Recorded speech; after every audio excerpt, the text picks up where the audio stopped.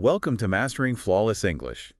Today we're diving deep into something that can really make a huge difference in your English listening. Absolutely. We're talking about connected speech. Right. You know how sometimes written English seems much easier than spoken English? Yeah, that's a really common feeling. And connected speech is, well, a big part of why that happens. It's how we link words together when we talk naturally. Exactly. So think of this session as maybe getting a key to unlock faster, more natural English. Mm-hmm. We're going to break down the 5 main ways native speakers connect words. And hopefully you'll have some of those aha moments, where speech that sounded maybe a bit blurry before suddenly makes sense. That's the goal. Understanding these patterns is crucial. Okay, so let's start with the basics.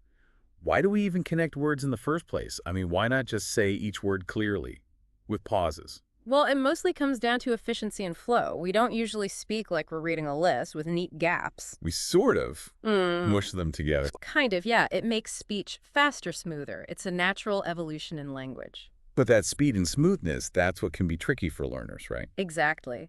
That very fluidity can make it hard to distinguish individual words sometimes. But understanding why it happens is the first step. Okay, so let's get into those 5 key patterns then, the tools to help decipher this flow. What's the first one? The first, and maybe one of the most common, is linking. Specifically, linking words together. Linking, how does that work?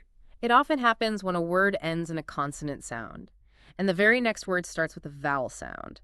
The sounds just connect. Right, so give us an example. Okay, take the phrase, this outside. Written down, distinct words, but spoken. It often sounds more like this outside. Ah, I hear it.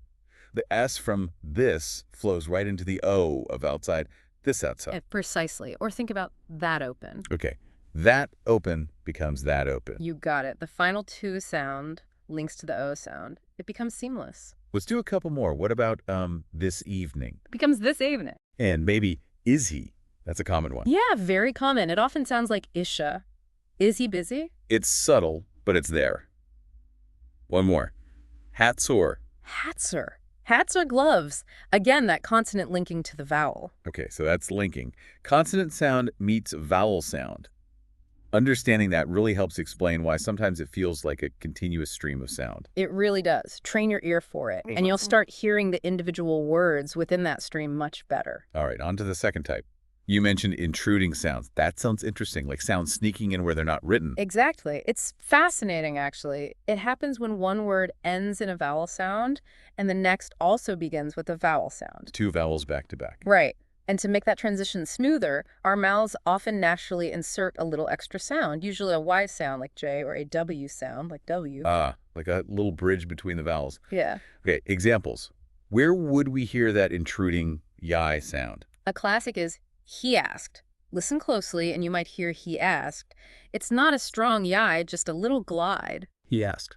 Okay. Or she answered can sound like she answered. Makes sense. It feels more natural to say it that way than having a kind of awkward pause between the vowels. What about the W sound? The W often pops up when the first vowel is rounded, like ooh or oh. Think do it. Do it. Becomes Do it. You'll often hear do it. That little W links the ooh and the I. okay. Do it. I can hear that. More examples with W? Sure. Go out often sounds like go out. Go out, yeah. And shoe on can become shoe on. Wow. So these little Y and W sounds, they aren't written, but they're crucial for the flow. Absolutely. And for understanding why spoken English can sound different. Okay, that's 2 down. Linking and intruding sounds. Right. What's number 3? Number 3 is about sounds doing the opposite. Disappearing sounds. Or elision, technically. Disappearing. So sounds that are written just vanish. Pretty much, yeah. Especially certain sounds in certain contexts. It's another efficiency thing. Which sounds are the usual suspects for disappearing? The most common ones are the T and did sounds, particularly when they're sort of sandwiched between other consonant sounds. Okay, T ended between consonants. Why do they disappear? Often because pronouncing them clearly would require an extra effort or interrupt the flow, especially when the next sound is similar or requires a similar mouth position. Got it. Can you give us some common examples so we can listen out for them? Definitely. A really frequent one is next door. You expect to hear that TN next, right? Yeah. But very often it's pronounced next door.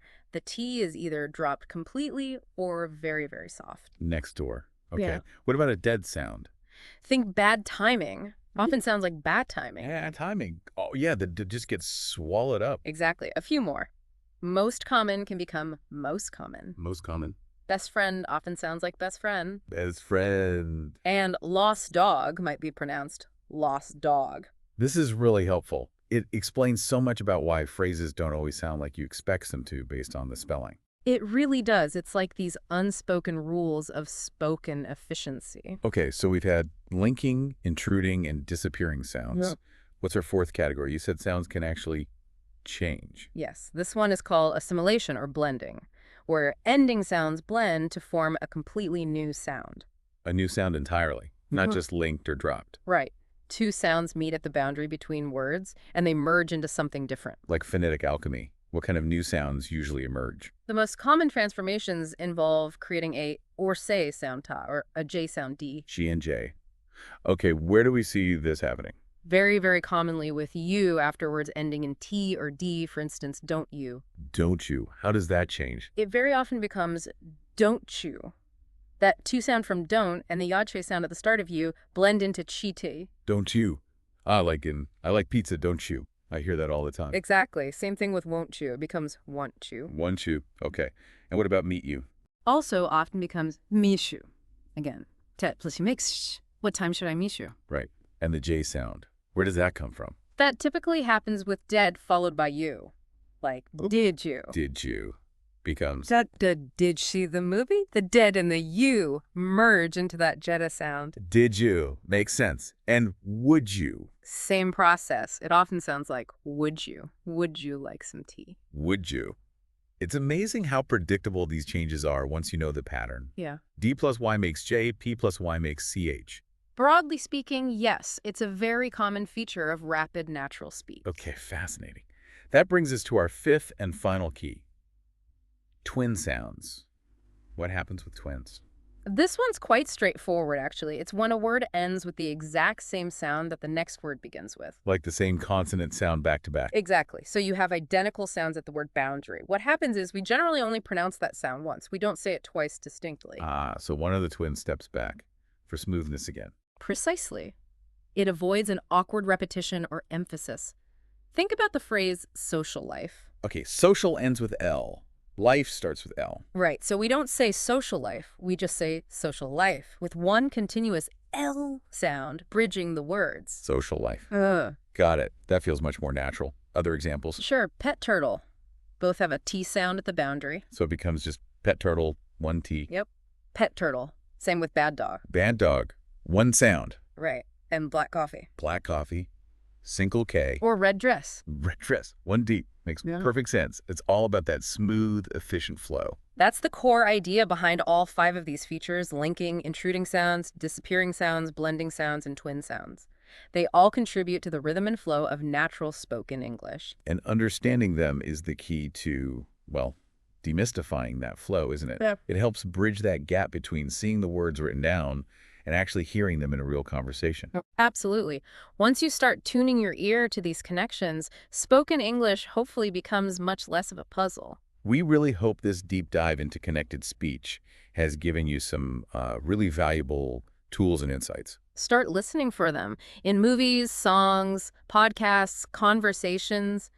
You'll start noticing them everywhere once you know what to listen for.